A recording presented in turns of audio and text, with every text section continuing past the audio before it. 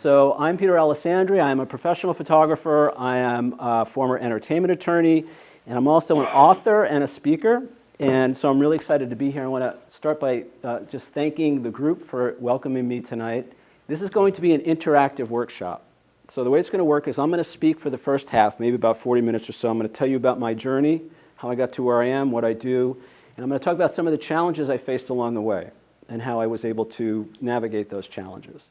Then we're going to take a little break, maybe about 10 minutes, but before the break, I am going to give you guys 3 exercises to do. I brought some paper and pens if you don't have it, and when we come back, people are going to have an opportunity to share. They're going to have an opportunity to talk about their answers to those exercises. I'm going to just start at the beginning. I was born and raised in the New York City area, Queens and Long Island. I went to college in upstate New York. I'm an economics major, and after college, I didn't want to get a job, so I went to law school. And I found a job with a firm, and graduation came around, and I basically ended up buying a one-way plane ticket, and I moved my whole life to Los Angeles. What I did was I got hired as a litigation associate for this firm, and they had an entertainment department. There's about 15 attorneys there, and they were doing entertainment law. And what I did was I befriended them, got to know them, and I asked them to read their contracts.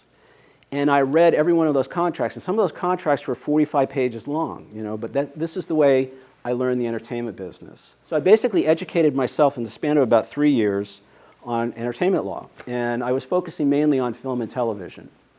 And what happened was when I got to that firm, and I'm going to talk about some of the challenges that I've had along the way, I did very well in law school. I was top 10% of my class. I was law review. I graduated with a 3.8 GPA in my business program when I got my MBA. And I got to this firm in Los Angeles, and I was terrified. I was convinced that I didn't know what I was doing. I was convinced that I was going to make a mistake, and it was going to be horrible for the client, but even more horrible for me. And I came up against this thing that I'm calling a lack of self-confidence, self-doubt, whatever you want to call it. And it was very difficult for me. It was the first time I was really out in the world. My life up until that point had been school, and I kind of knew at certain points in my life I had some confidence issues, but it really came back to haunt me at this job. And I ended up doing whatever I could to avoid work. I was not a star employee by any means, and eventually I got let go from that job. And it was a kind of a wake-up call for me, and I started looking at, what's my problem? Why do I have this lack of confidence? I was, like I said, I did very well in school. I'm a pretty personable person and all that. So I began a journey. And the thing about California, this was in the it was actually the early 90s. California was just this whole different culture and this whole different mindset, and I started doing these workshops, personal growth workshops, personal awareness, things like that. And I began to look at my, some psychological issues, stuff like that, and I began to learn more about how the mind works and began to learn more about how I worked. And that was the beginning of this journey for me. And I was reading books, doing workshops, all this stuff. In the meantime, on the career front, I basically had gotten well enough educated that I thought I could go out and get a job with a production company and be their in-house attorney. So I started applying for jobs at different production companies. And pretty quickly I got a job at a small production company. They're based in the Valley. And eventually I went from that company to another larger production company. It was actually a television syndication company who was getting into film production as well. They ended up doing the first Howard Stern movie, if people remember that. They did a movie with Patrick Swayze. They did a movie with Christopher Reeves. They were doing some cool stuff, and I was in the middle of all of that, and that was cool. But what happened was, as the company attorney, I got to go on the film sets while they were shooting the films. And that was the best part for me, because as a kid from New York, I didn't know anything about, at that point I had never picked up a camera. I didn't know anything about photography. I didn't know anything about filmmaking or anything like that. And I'll never forget, the first day I walked onto a film set, and this was back, Entertainment Tonight was just coming on, so you were finally getting behind the scenes of what it looks like on a movie set. And I walked on the set, and there are lights everywhere, and there's a camera, and there's actors and sound people with the... And I just thought, wow, this is so cool. What happened was, as my job as the company attorney, I got to read all the screenplays, the scripts. And it turned out they were shooting one of the last scenes in the movie on one of the first days of production. And that blew my mind, because I thought they filmed the movie in the same order that we watch it. That was the beginning of my interest in creativity, because prior to that, like I said, I can't draw, I had no artistic expression or anything like that. And this was also the time of the rise of the independent film world. So the Sundance Film Festival was becoming popular. And people were moving to Los Angeles because they wanted to be independent filmmakers and all that. And I'm a young attorney, I'm working in the entertainment business. I started hanging out with these people, meeting these people. But what that did was it got me interested in my own creative expression. And I ended up becoming a filmmaker. I wrote, produced, and directed 6 short films. And it was great. I had no idea what I was doing, but I just loved the creativity. And with filmmaking, it started with an idea. I wrote the screenplay. Then I cast the movie, I found actors. Then I found locations. Then I actually filmed it, edited. I even did the music for the movies that I did on my computer. I can't play an instrument or anything, but I did all the music. And it was great. I loved it. I was finally expressing myself creatively. And then in probably 95 or 96, I went out on my own as an attorney. I left the production company, and I set up my own shop, and I started working with some independent producers, some creative people. But eventually I kind of worked my way into a relationship with a big company that was based in Texas. And as their business grew, my business grew, and it got to the point where they became my only client, my biggest client, my only client, and I had a 12-year relationship with them. But in 2002, I think it was, I picked up a still camera for the first time, and I just fell in love with photography. I don't know how else to say it. All I wanted to do was take pictures. And I just learned by doing, trial and error. I learned three-point lighting, I learned studio lighting, I learned about composition, and all I wanted to do was take pictures. And the good thing for me was being connected in the entertainment business. There were lots of young actors and models who needed headshots. So I started doing headshots. And I photographed for probably 2 or 3 years. I probably photographed 5 people a week doing headshots. And that's how I learned portrait photography. So I moved a little bit away from the video stuff, and I moved into the photography stuff. Fast forward to 2008. So I'm working, I got this client, I got free time, nice 6-figure income, I'm living the life, and I've lived in Beverly Hills, and now I'm living in West Hollywood. 2008 rolls around, and what do we have? The global financial crisis. And in September of that year, Lehman Brothers goes under, and the whole world of banking and finance is just thrown into turmoil. This client of mine did a lot of short-term lending and borrowing and all that to finance their operations. Short story is, within about 3 months, I went from a really nice life to nothing. I was completely out of work. And I did what I could to get things going again. I started looking for other clients. I was applying for jobs at production companies, doing whatever I could to kind of stay afloat with it. And nothing was coming. And eventually it got so bad, I was sending out resumes for paralegal jobs. Here I am, a lawyer with 20 years experience. I can't get work as a paralegal. There was nothing happening. So I thought, maybe this is an opportunity. Maybe this is a chance for me to do something that I really enjoy with my life. And as much as I appreciated being an attorney, it was never my passion. I never woke up in the morning and said, I can't wait to draft that contract, or I can't wait to, it just wasn't it. But I was getting up at all hours to take pictures, and I was doing everything, I was obsessed with photography. So I said, if I could do anything with my life, what would I do? And the answer was always the same. It was photography. But I was like, can you really make money as a photographer? And I didn't know what it meant to have a photography business. I knew I could do headshots. I had also taught myself product photography. And so I had gotten pretty good with my product photography and my headshots. And I think, okay, great. I'm going to be a product photographer, and I'm going to be a headshot photographer. At about that time, I also decided to move back to the East Coast. I'd been living in California 20 years. It was in the fall of 2009 that I made the move. And probably the beginning of 2010, now it's, I'm moved, settled in, now it's time to get to work. and I had no idea what to do.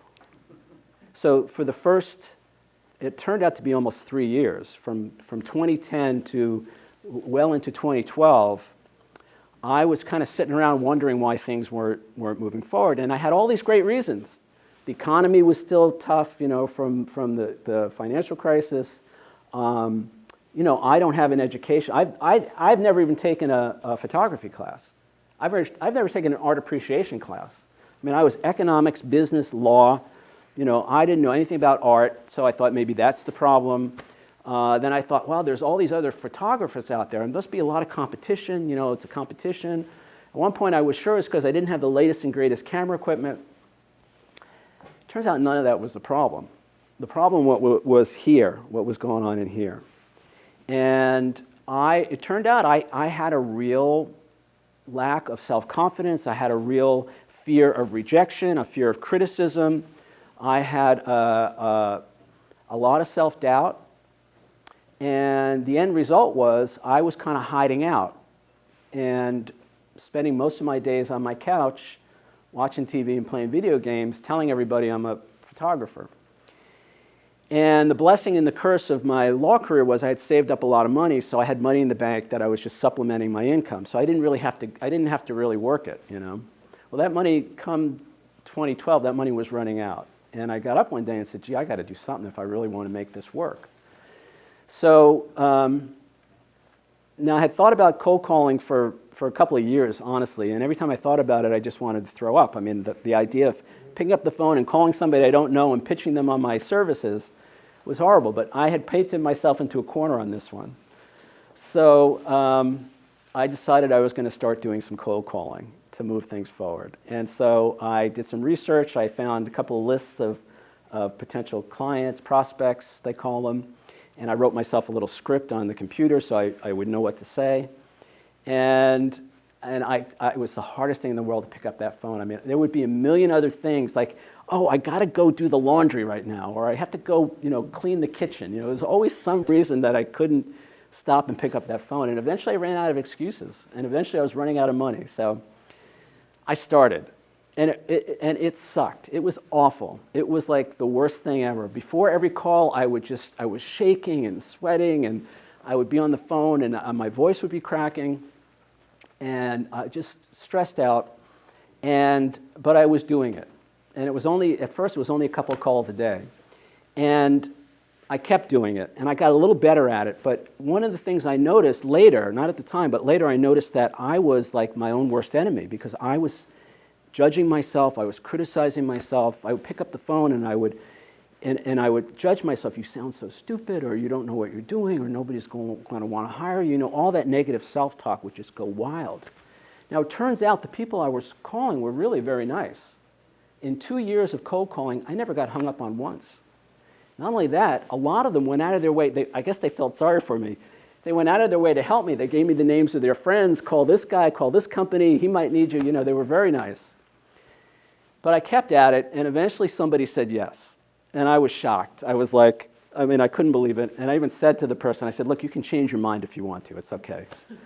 And and after I got that first client, I took a step back, and I just began to say, I really couldn't say that. They were much nicer to me than I was to the telemarketers who were calling me. Everybody was really nice, so what's the problem? Why am I so... I was reflecting on, what was all the angst about? Why was I such a bundle of nerves, and why was I so out of my mind with all of this? And I realized that it was me just being hard on myself.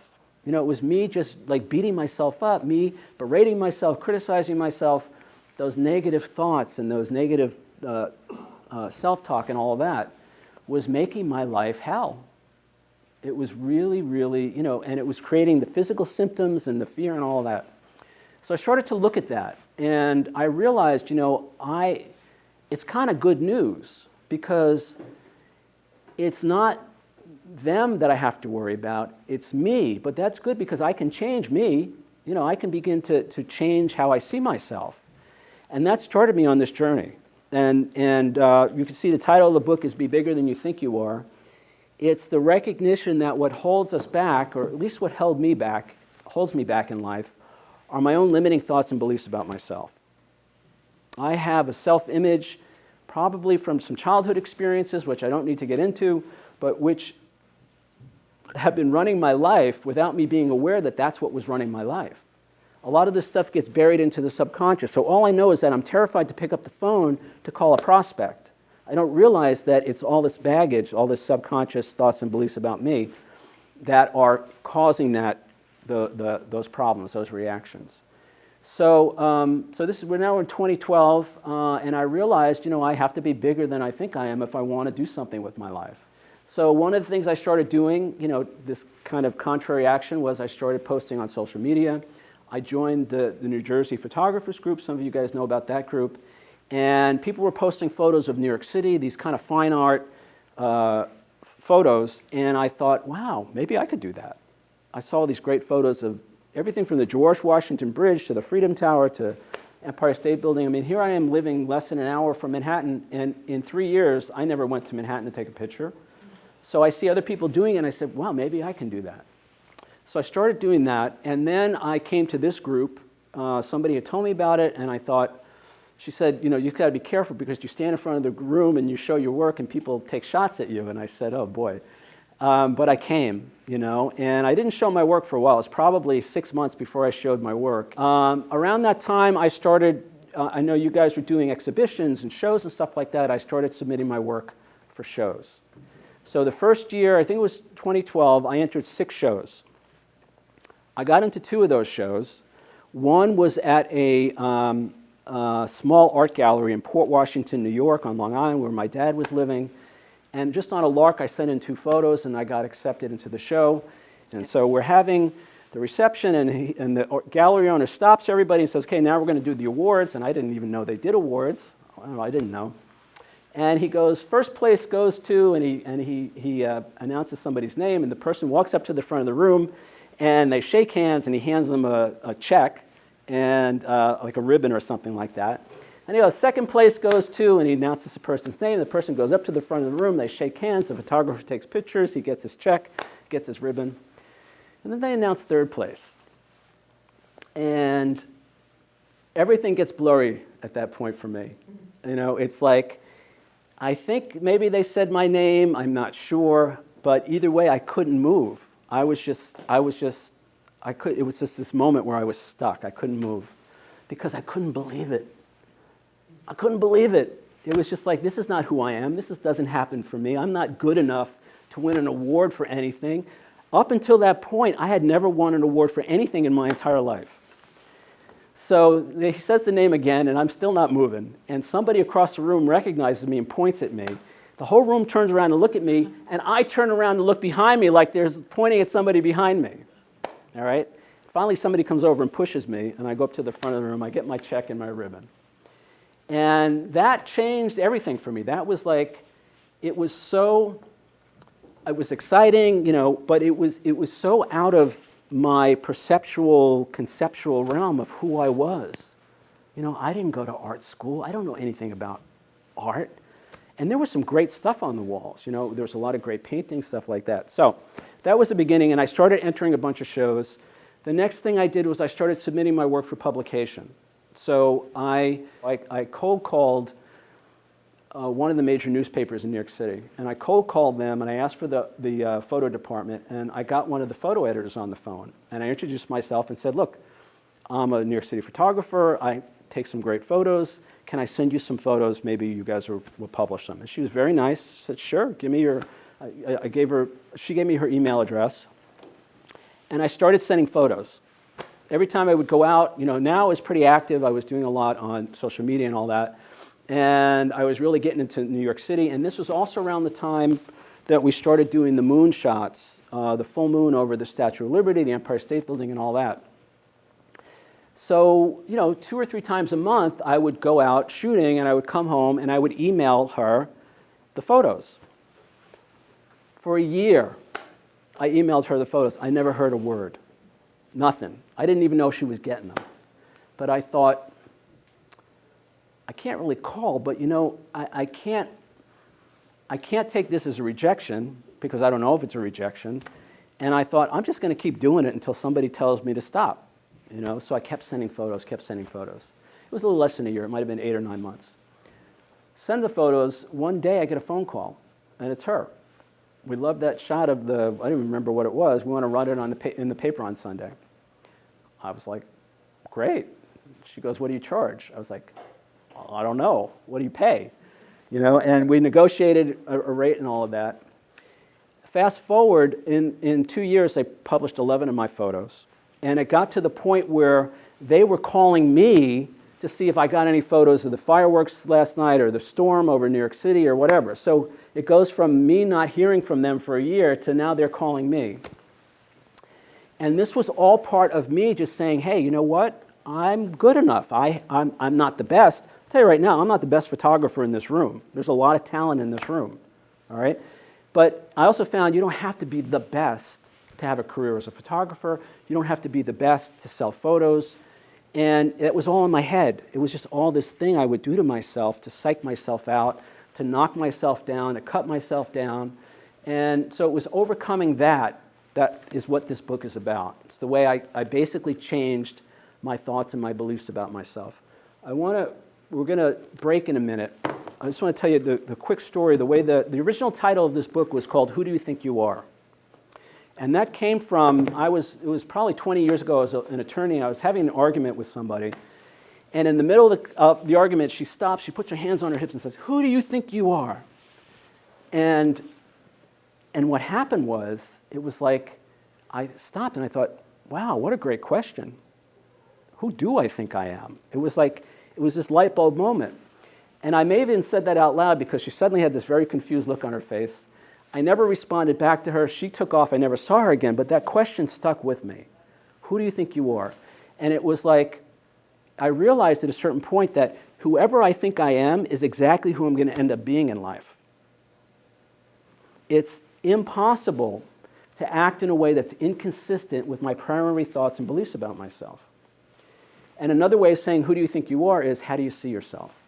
So that's been my focus because I realize now it's often much easier to change who I think I am, how I see myself, than it is to change all those situations that I'm trying to change. The problem is actually never the situation. The problem is always how I see myself in that situation. So the original title was Who Do You Think You Are? There was a conflict. There's a NBC TV show or something with that title. There were a bunch of other books with that title. So I just came up with this because I realized, I was living a very small life. It was all self-created. All my limiting thoughts and beliefs about myself were the only thing that was standing between me and everything that I wanted. And when I began to change how I saw myself, I got my photos published in the newspaper. I started selling prints. I started winning awards. I've won 73 awards for my photography over the last 5 years. This is somebody who never won anything for anything. The only thing that changed was how I saw myself, who I thought I was. So that's been my theme now, and I've done things like some of you guys know I've been an official photographer for one of the world's largest fireworks performance companies. They've flown me around the world. I've gone to Dubai twice, to the Maldives. They actually wanted me to go to Bangladesh next month. I'm not going to go because I'm still having problems with my leg. But this is a guy who never took a photography class, no education at all in photography, and here I am, an official photographer for one of the largest fireworks companies in the world. So this is what we're going to do. I'm going to stop there. I have a lot more to say, but if you want to find out more, you've got to read the book. What we're going to do now, we're going to take a 10-minute break, all right? And I am going to give you guys an exercise, actually 3 exercises. And when we come back, I can see you're all really excited about this. You're going to have an opportunity to share, because I know that I learned from hearing you guys speak, and I know you'll learn from hearing each other speak. All right, so let me just give you guys a little bit of the background why I picked these exercises. First, I just want to remind you this book is set up as a workbook. So at the end of each chapter, there are exercises, written exercises. And the reason I set it up that way is because reading something is a way to learn, but it's a passive kind of learning. When you actually start writing things out and doing exercises and even sharing those, it becomes an active process. And that's where the change happens. So this is set up as a workbook. First question, I just think about my own life. I can tell you 50 things that I've done wrong in the last week or the last month, but I really have to think and say, well, wait a second, but what have I done right? And it all boils down to what we choose to focus on, and there's no reason not to focus on the positive. There's no reason not to focus on the good stuff. Even if it's something as simple as paying the electric bill. There are hundreds of thousands of people who don't pay their electric bill on time. Now, it's not to make anybody wrong, but it's to recognize that, I can find even the smallest things. If I can find a way to make myself right, I'm beginning to have more energy to go out there in the world and do the things I need to do. It's that simple. Most of my days were spent beating myself up for all the stuff I wasn't doing, making myself wrong for all the things that I was afraid to do, and all the mistakes and failures that I had. I just want to say really quickly, you guys all know the story of Thomas Edison, 10,000 attempts to make the light bulb. When he was asked, I forget, somebody interviewed him or something like that, he says, "I haven't failed, I've just found 10,000 ways that don't work." It's all how we frame it. You get to either say, "I'm a failure," or "I'm learning," or "I made a mistake, but I learned something valuable, it's going to move me forward." I started listening to interviews with people who are very successful in the business world, and every one of those people had a story about how they failed at something, but how that failure moved them to the next level. They learned something vital for their business or whatever. Now, the only way you can learn something vital is if you don't beat the shit out of yourself for making the mistake in the first place. So we want to learn from our mistakes, and then we want to forgive ourselves for them. And then there's no such thing as a failure. All you've done is found a way that didn't work, but that's what's going to move you closer to where you want to be.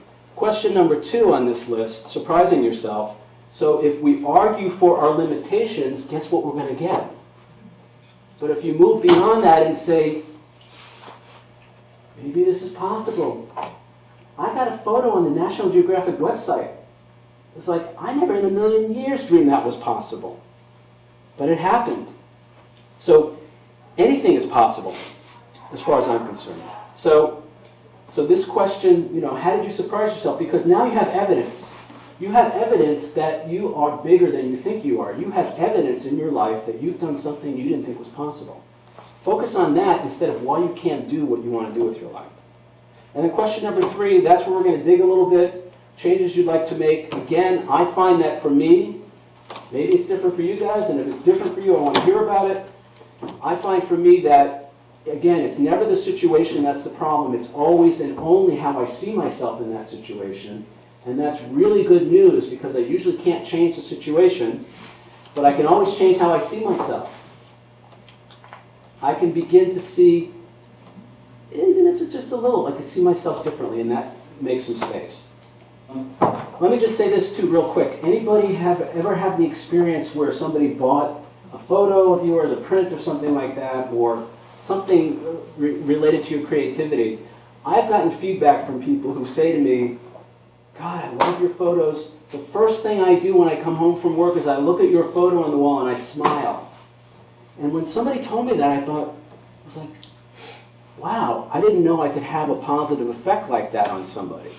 It was like, but as artists, as creative people, there are 2 things we do. People can live vicariously through us, through our art, through our adventures, through our travels. For me, it's hanging out of a helicopter. Most people will never do that. But it's also we're providing joy. We're providing a positive emotional experience with our arts. I never thought of it that way because I never thought I had the ability to make a positive impact on somebody like that. So you're being of service to the world by creating beautiful art, by showing it in exhibitions, by offering it for sale. It was hard for me to start offering my stuff for sale. So I found that for me, procrastination is a 5-syllable word for fear. Something I'm afraid of. If I don't do something, there's only 2 reasons I don't do something. Either I'm really not interested in it, or there's some resistance, and that resistance is usually some form of fear. Now I will say for me, most of the fear that I've experienced in terms of my art, my creativity and all of that, comes from the self-recrimination, the negative voices, the way I put myself down, the way I criticize myself. It's like that's what's causing the fear. I realized a while ago, I don't really give a shit what anybody else thinks of my work. But for me, I don't have to worry about anybody else's opinion in the room, just my own. But it's been so hard to move. I write in the book about going from being my own worst enemy to my own best friend. Learning how to become my biggest cheerleader, my biggest advocate. Stop being so hard on myself. Here's the thing. People used to say to me all the time, "Oh, you're so hard on yourself." And I would say, "What are you talking about?" And it was like, I have to be hard on myself, otherwise I won't do better next time. But I realized that's not true. Being hard on myself just makes me want to do it less, because I'm afraid of what's on the other side of that. So it's like, how can we encourage ourselves? I was asking you about how you encourage your students. How can you encourage yourself in the same way? You know? And look at what you have to give the world when you do that. You know, look at what we have to give when we allow ourselves the space to love ourselves, or at least be proud of ourselves, or to acknowledge ourselves. That's why I wanted to know what you guys did right. Because who gets up in the morning and says, "Gee, I did this right yesterday, I did that right yesterday"? No, we get up in the morning and say, "God, I screwed that up, and I'm going to mess that up, and this is, a mess, and it's all my fault." Of course you don't want to try anything new. Of course you don't want to take a risk on something. Submitting my work for a show, or whatever it is. Stress. Talk about stress in the book. Stress is when we focus on things we don't have any control over. It creates a sense of powerlessness, and that's where that feeling of anxiety and stress comes from. So when you're in a situation and you're feeling stressed out, I must be focusing on something I don't have any control over. Let me shift my focus to what I can control. What can I change? How can I take my power back in this situation? Right. Many years ago, I woke up and I said, "Gee, I lack confidence. I lack self-confidence. I have to get more confidence." So I started thinking about, what does that mean? What does it mean to have confidence? So I went to the dictionary, which I do a lot, and I looked up the definition of the word confidence. And there were 3 definitions, and the third one was a trusting relationship. A confidence is a trusting relationship. You tell something to somebody in confidence. So I thought, well, what's self-confidence? And I thought, well, self-confidence must be a trusting relationship with myself. And I thought, well, what do I need to trust myself about? And I realized I need to be able to trust myself not to beat the heck out of myself if I don't do what I say I'm going to do, or if I make a mistake, or something like that. So think about that. It's like I don't have to really trust anybody else as long as I can trust myself to be nice to myself, take care of myself in certain situations with certain people and all that. Confidence. Last thing is taking things personally. Rejection. Taking rejection personally. So, every year in October, we do a invitational event at the Watchung Arts Center. And I came to this group and I felt like I was, fitting in with everybody, and I submitted my work to that show. And for the first 3 years, I didn't get in. My work didn't get in. And then eventually I got in, and then I didn't get in again. Last year, 2018, the last time we did a regular show, I won the Award of Excellence. Me and Tom split it. And that's the highest award in that. And I used to go to that show and look at the work on the walls and say, wow, these guys are so good. And now here I am, top award. All right? So not taking things personally. In the past, I would have taken that rejection personally and said, those guys, I'm not going back there. They're all a bunch of whatever. And here's the thing. Nothing is personal in life. So I have a 4-point business plan. Right? Number 1, never give up. There's no guarantee of success in life, but there is one guarantee of failure. That's if we give up. You may have to change your plan, but you don't give up. Number 2, don't take anything personally. And this came out of me submitting my work to shows where I would submit a piece that got an award in one show, wouldn't even get into the next show. It's all so subjective. It's not personal. It's not about us. Now here's the bad news. The rejections are not personal, but you know what? The success isn't really personal either. It can't be, because the minute I make the success personal, then when I don't get the success, I got to take the failure personally. Number 3, do at least one thing every day to move your business or your life forward. I don't care what it is, but just do at least one thing. And guess what? At the end of the year, you will have done 365 things to move your life and your business forward, whereas in the year before, you probably didn't do squat. All right? And then number 4, and this is the most important one in the book, forgive yourself when you don't do 1, 2, or 3. because I would not do 1, 2, or 3 and then beat the crap out of myself, and guess what? I was stuck. I sat on that couch for almost 3 years. I'm gonna do something with that couch to remember this. But I was so stuck between the self-loathing, the fear of rejection, the fear of criticism, and public speaking. I couldn't do this. Even 5 years ago, I couldn't do this. Why? Because I was so critical. I was so hard on myself. I was so negative. And it was like, and I used to think it was your fault I felt the way I did.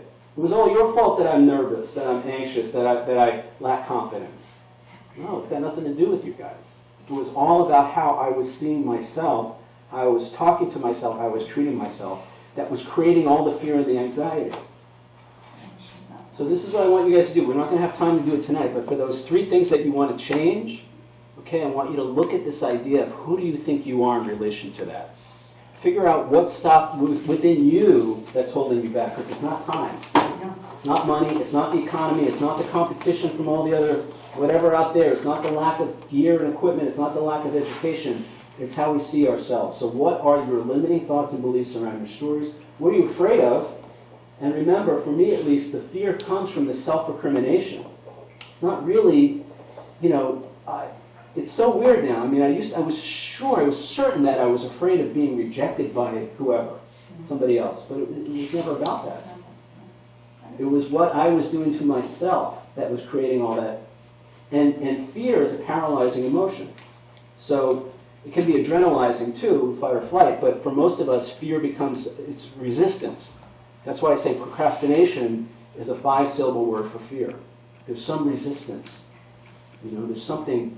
And I'll tell you what, when I made those cold calls, so I was having the fear and the anxiety, but every time I made a call, despite the fact that I was beating myself up a lot, I felt a rush of energy. I felt a rush of power. It was like I had been disempowered by my fear, and the way I took my power back was by moving through that thing I was afraid of, taking the action, moving through it, and I get off on the other side, and I was like, and then I would think, wow, that wasn't so bad. So it's all in our head. We create this stuff in our head, and that's what holds us back. Well, this is a really important point. And I'm going to say this, hope you guys can hear it. It's okay to be happy. It's okay to be satisfied. It's okay to feel like you've accomplished something and you feel good about yourself. We don't have to pathologize our lives. It doesn't always have to be, I'm so screwed up, I got to do this to get better, and all of that. So it's okay to be satisfied. It's okay to be happy. I have moved now to that place of when somebody asks me, can you do this? I automatically say yes. And then I got to scramble to figure out how to do it. So we all have an ego. And the ego is our sense of separateness, our sense of identity. It's our sense of specialness, in a way. And it creates more problems than it's worth. The ego, I guess it could be the bravado, it could be the cocky kind of thing, but it's more, you can be really special in your misery as well as being special in your achievements in life. The ego always wants to be special and better. It could be better, it could be worse better, but something more than somebody else, something else. So I actually don't have time to get into all of it, but there's a book that I've been studying for years called A Course in Miracles. It's kind of a spiritual text and all that, but it talks a lot about the ego, the effect of the ego. You've certainly heard Freud and other Jung and other psychologists talk about the ego. It's not necessarily our friend. And it can drive dysfunction in our relationships. If I'm not married, but I've had enough relationships to know that sometimes the ego can really mess that up in terms of intimacy and all that. And here's the thing. You're in the ego when it's like, what am I going to get from this situation? What am I going to get from this person? How is it going to make me better than somebody else or something like that? And when I'm in fear and when I'm in lack and when I'm afraid I'm not going to be able to pay my bills, because I'm self-employed too, and the great news is I never know how much I'm going to make in a given month, and the worst news is I never know how much I'm going to make in a given month. So I certainly have my moments of fear. Good. So I hear a lot about taking responsibility, chapter 3 in the book, or chapter 2 in the book, taking responsibility for our emotional reactions, responses, not feeling victimized. Now, you can stand up for yourself. You can ask them to make something right if they didn't do it right in the first place, but we don't have to feel like a victim to do that, to stand up for ourselves. We don't have to take it personally. We don't have to get into a pissing contest. We don't have to punch somebody out to take care of ourselves. So it's this art of taking responsibility for our own emotional state, and for me, that's how we get our power back. Because when I lose my cool with the guy who just cut me off on Route 80, I'm giving my power away. And I'm screwed at that point because I'm no longer in control of my own emotional state, my own emotional reactions. So I hear that's beautiful. I love what you said. You took responsibility for what was going on with you. You asked them, you held them accountable. It's okay to hold other people accountable, but we don't have to be a victim to do that. We don't have to get all worked up. We don't have to take it personally. We don't have to tell our neighbors or our spouse or whatever. We don't have to take it out on our spouse, because that's another thing people do. When they're in relationships, they take out their anger, their frustration, on the person they live with. Thank God I live alone. All right, we got to wrap it up, guys. So I want to say thank you so much. You guys were great. You did great. I hope it was good for you guys. I have copies of the book if you want it. Like I said, that last question, the 3 things you want to change, go home and think about it and write down, how do you see yourself in relation to that situation, and how would you have to change who you think you are so you can move into that, whatever it is you want to change or do. And if you're happy with your life, celebrate that. It's okay. If you're satisfied, it doesn't all have to be problems and angst and all that other stuff, and where I am happy with where I'm at. Thanks, guys.